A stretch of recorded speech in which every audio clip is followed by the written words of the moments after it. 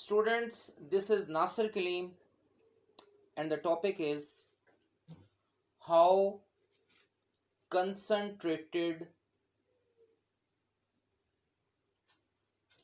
urine is formed. This process is taken place in the kidney and completed by two steps.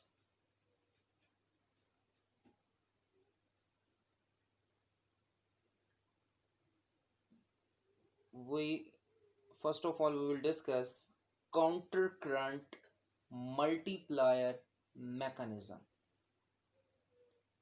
It is very important step. And second is by hormones. First of all, we will discuss countercurrent multiplier mechanism.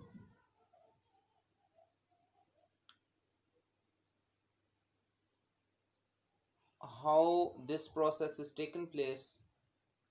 The definition is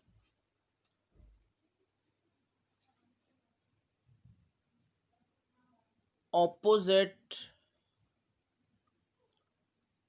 flow of fluid in both limbs, ascending and descending limb, maximize the removal of water and solutes, called countercurrent mechanism.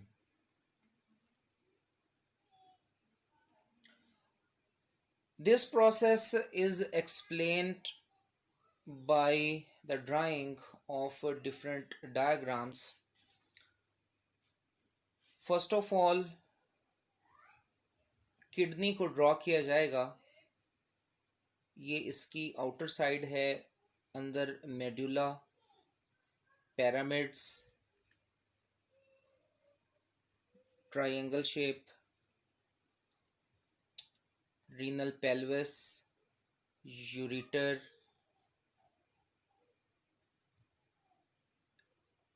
if we go from cortex to medulla, the solution of kidney के अंदर जो solution होता है which is called interstitial fluid become gradually concentrated if we move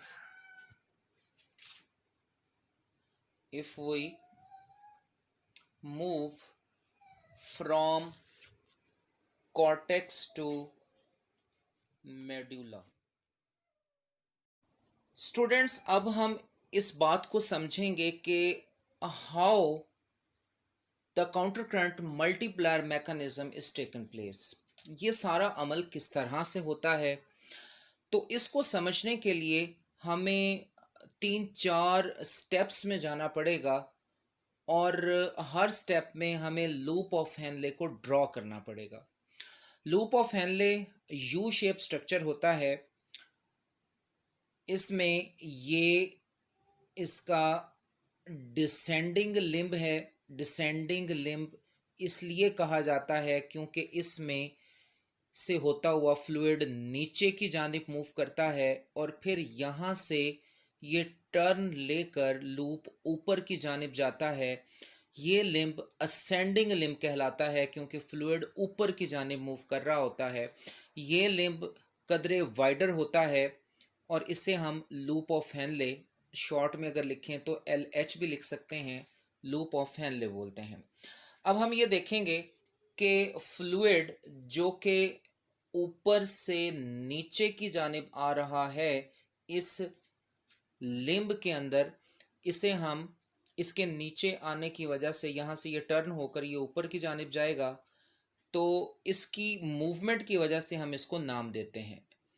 ये वाला limb हमारे पास descending limb है due to the movement of fluid towards the downward, descending limb.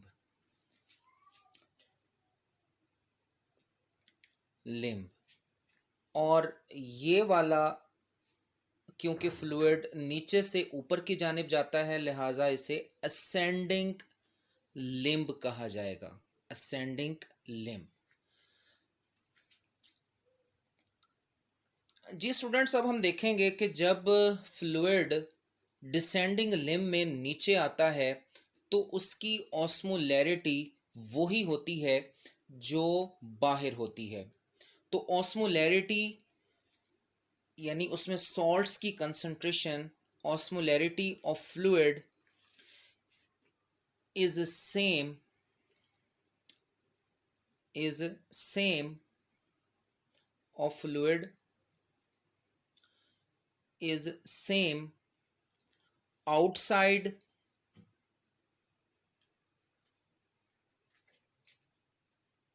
and inside, which is 300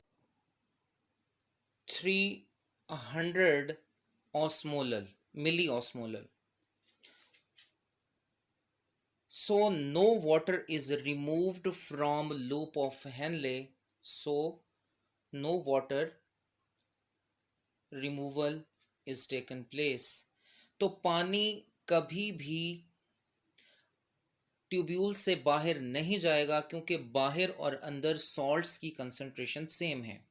बाहर भी 300 है, अंदर भी 300 है। ये जो नीचे जा रहा है फ्लूइड, इसकी ऑस्मोलैरिटी 300 है, होती 290 है लेकिन अप्रॉक्सीमेटली हम 300 बोलेंगे। तो जो अंदर से गुजर रहा है उसकी कंसंट्रेशन सॉल्यूट्स की वो भी 300 है, और जो बाहर यहाँ पर है उसकी भी 300 है। तो इस तरह से ये नीचे से घूम कर जब ऊपर आता है असेंडिंग लिम्ब में, तो उस वक्त भी इसकी 300 होती है, लेकिन जैसे ही असेंडिंग लिम्ब में आता है तो इसमें से सॉल्यूट्स एक्टिवली रिमूव होने शुरू हो जाते हैं, यानी नाली के वेसल के अंदर से सॉल्ट्स बाहर जाते हैं, जो कि हम दूसरी डायग्राम में डिस्कस करेंगे कि किस तरह से सॉल्ट्स असेंडिंग लिम्ब में से बाहर जाते हैं। ये हमारे पास डिसेंडिंग लिम्ब है। अच्छा, इसमें एक और भी बहुत इंपॉर्टेंट बात यह है कि असेंडिंग और डिसेंडिंग लिम्ब दोनों की नेचर डिफरेंट है। ये हमारे पास जो डिसेंडिंग लिम्ब है, it is ascending limb permeable for solutes होती है, और ये डिसेंडिंग परमिएबल फॉर वाटर होती है, यानी यहाँ से पानी अंदर से बाहर जा सकता है, और ये परमिएबल होती है फॉर सॉल्यूट्स, यानी इसमें से सिर्फ और सिर्फ सॉल्यूट्स बाहर जा सकते हैं, पानी बाहर नहीं जा सकता। तो जैसे ही फ्लूइड यहाँ से घूमकर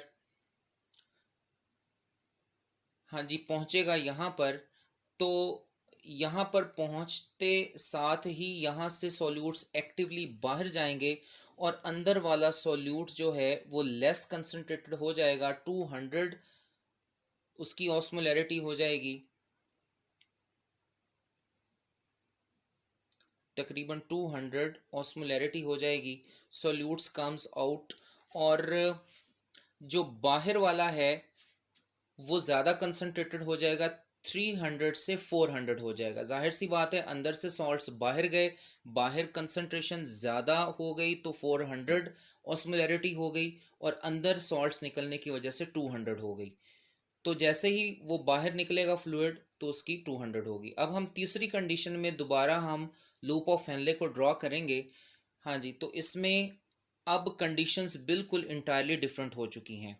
बाहर कंसंट्रेशन बहुत ज़्यादा हो चुकी है, क्योंकि पिछली डायग्राम में हमने समझा कि जब जैसे ही अब फ्लूइड नीचे आएगा, इसकी 300 है, और बाहर जो सॉल्यूशन है इसकी 400 है, क्योंकि पिछले डायग्राम में हमने समझा था कि सॉल्ट्स बाहर आए थे। तो अब वाटर बाहर आएगा, क्योंकि बाहर कंसनट्रेटेड एनवायरनमेंट है, अंदर डाइल्यूट है। तो और फिर जब यहाँ से घूम के ये दोबारा फ्लूइड ऊपर जाएगा तो इसमें से फिर सॉल्यूट्स निकलेंगे, और फिर सॉल्यूट्स निकलेंगे तो अंदर कंडीशंस डाइल्यूट और बाहर फिर कंसनट्रेटेड हो जाएगी।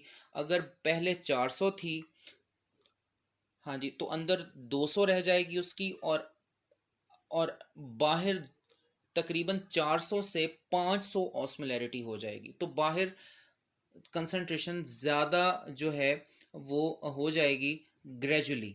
अब तीसरी कंडीशन में हम फिर इसी को ड्रॉ करेंगे। अब ये जहन में रखिएगा कि बाहर नालियों से बाहर जो ऑस्मोलैरिटी है वो बहुत ही ज़्यादा हो चुकी है, तकरीबन 500 जो है ऑस्मोलैरिटी है, और अंदर वही रहेगी, क्योंकि हर दफ़ा कंटिन्यूसली पीछे से जो भी सॉल्यूट आ रहा है, जो भी फ्लूइड आ रहा है, उसकी ऑस्मोलैरिटी तकरीबन 300 होती है।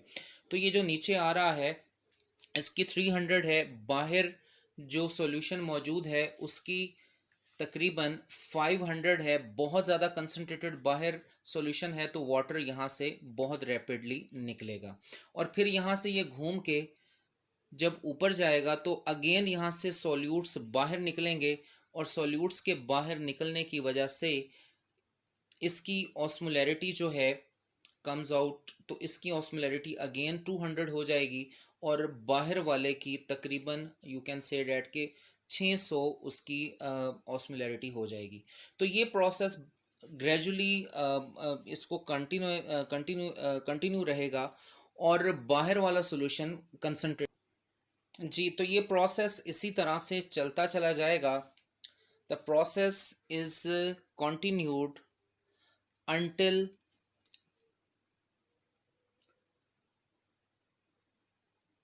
osmolarity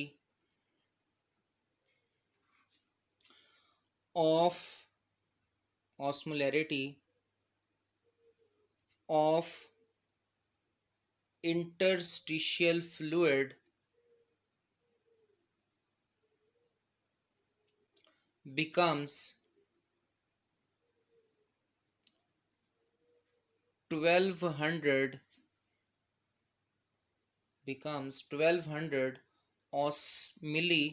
osmolal, which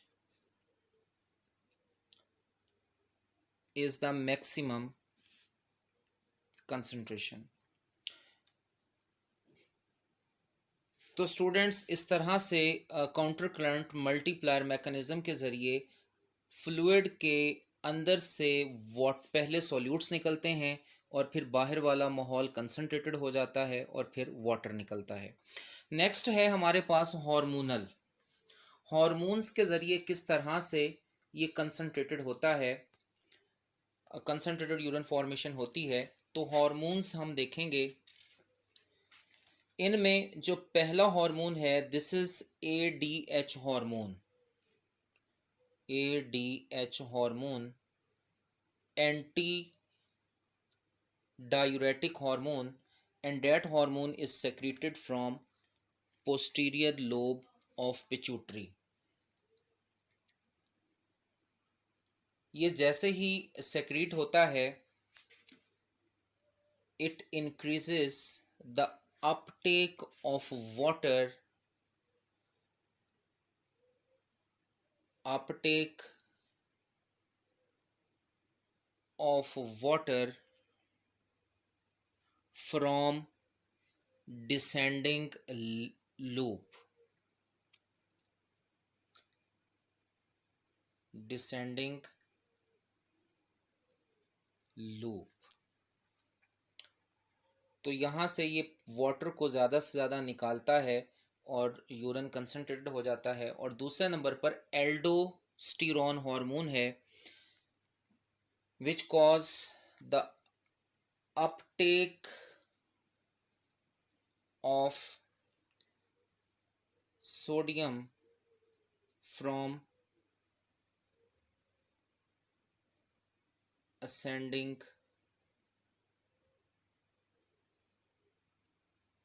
limb,